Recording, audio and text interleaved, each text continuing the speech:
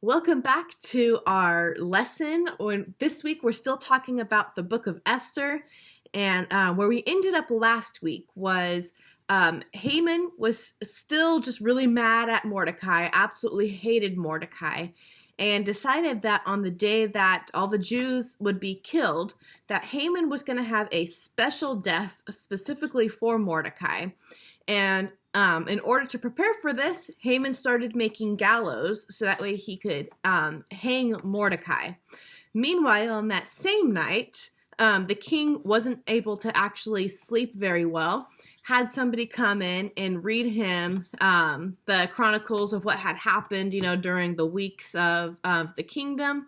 And they came across the story where Mordecai thwarted the plan to kill the king. And the king asked, well, did we do anything to honor Mordecai? And they couldn't find anywhere in the chronicles that they had properly honored Mordecai.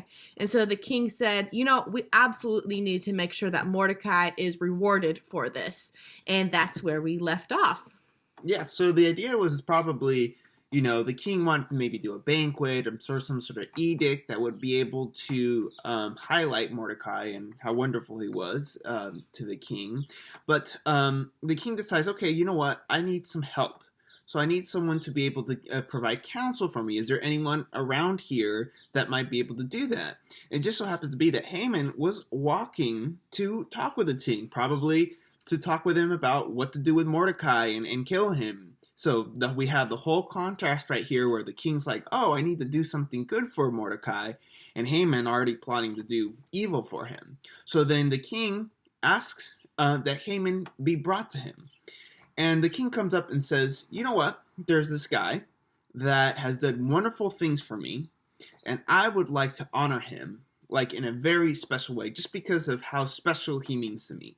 And Haman once, obviously thinking about himself, was like, oh, a great guy, huh? Oh, well, I'm a great guy. Oh, I think that this guy, you know what? We should put king's clothes on him, put him on a royal steed, and have someone announce throughout the whole city about how wonderful and great this person is and how the king honors people like him. So then the king was like, that's a really great idea. You know what? All of that, what you just said, you're going to have to do that for Mordecai.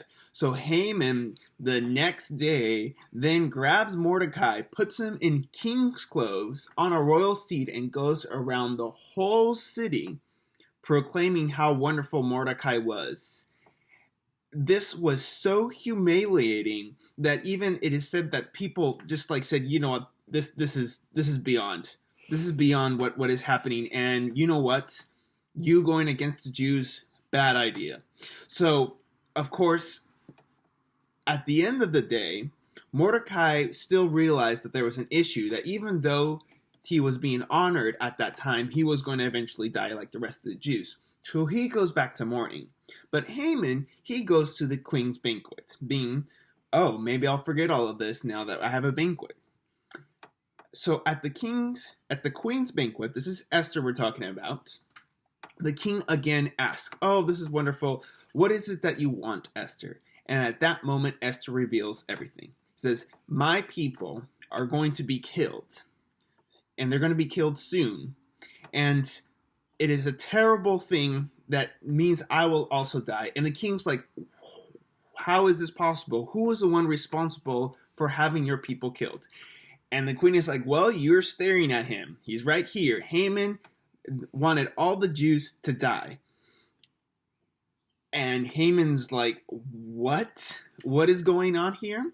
So the king is obviously infuriated about this new news and shocked. He leaves the room, and Haman's, who didn't want to obviously lose his life, goes and pleads and falls upon the feet of the queen, just asking her, please don't do this to me, don't kill me. So the king walks back in and finds Haman on top of the queen. So at that moment, the king snapped and like, wow, not only do you want to kill the people and kill my queen, now you're going to take advantage of her. So at that moment, Haman sealed his own fate, and he was to be killed. But when news came to him that Haman was trying to kill Mordecai on this tall gallows that he made, and it's like, Mordecai, the guy that I saved, the king said, you know what? He is dying on that same gallows.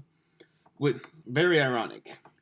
So, really bizarre how just in one day, Haman's plots completely fall on the ground and he loses his life. On the gallows that he made for somebody else. But it leaves us here in a really weird situation, because even though it was Haman who had instigated all of these plans and everything, and he is now dead, the fact still remains that the king had signed a decree that said all the Jews would die. And remember, we had talked about how if the king signs a decree, that nothing that anybody says or does or signs can replace what the king said already in this decree. So even though Haman was dead, it was still very likely that all of the Jews were still going to die on this specific day, because the king had signed this decree into place.